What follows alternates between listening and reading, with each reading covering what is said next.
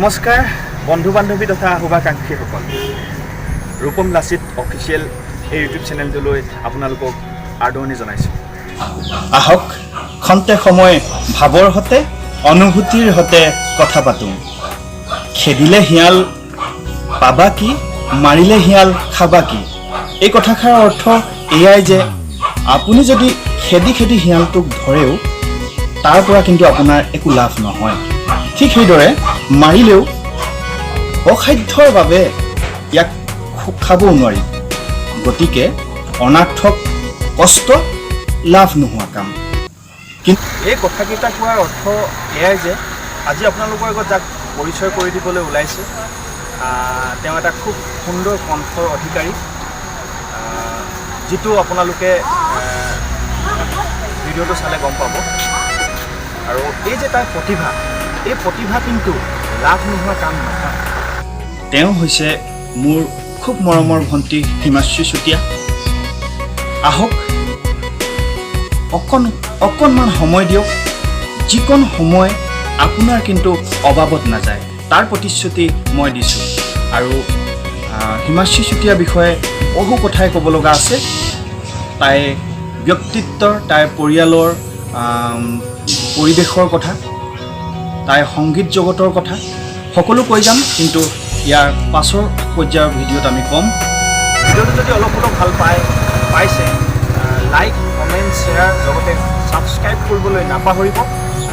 আহক এতিয়া হিমাশ্ৰীৰ সেই যাদুকৰী কণ্ঠৰ মাজলৈ সোমাই যাওঁ। ধন্যবাদ।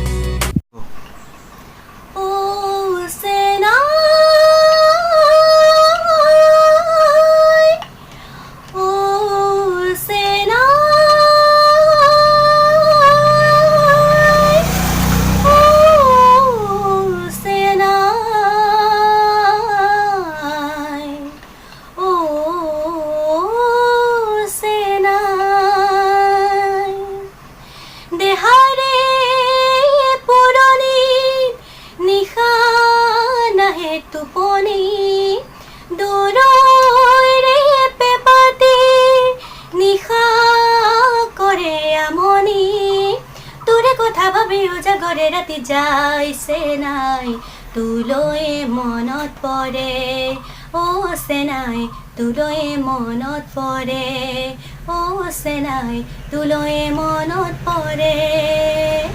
দেহাৰে পুৰণিত নিশা নাহে টোপনি, দূৰৈৰে পেপাতে নিশা কৰে আমনি।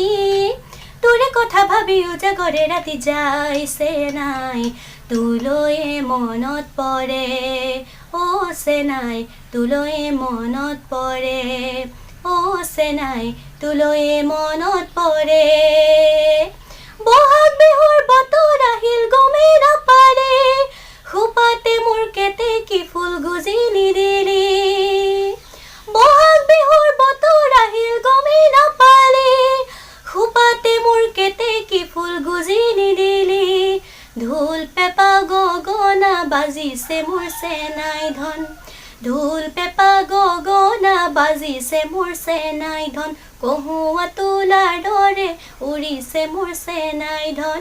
অ চেনাই তোলৈ মনত পৰে, অ চেনাই তোলৈ মনত পৰে।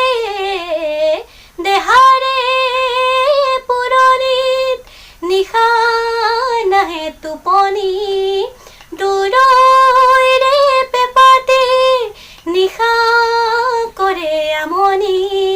তোৰে কথা ভাবিও জাগৰে ৰাতি যাইছে নাই তোলৈ মনত পৰে, অ চেনাই তোলৈ মনত পৰে, অ চেনাই তোলৈ মনত পৰে।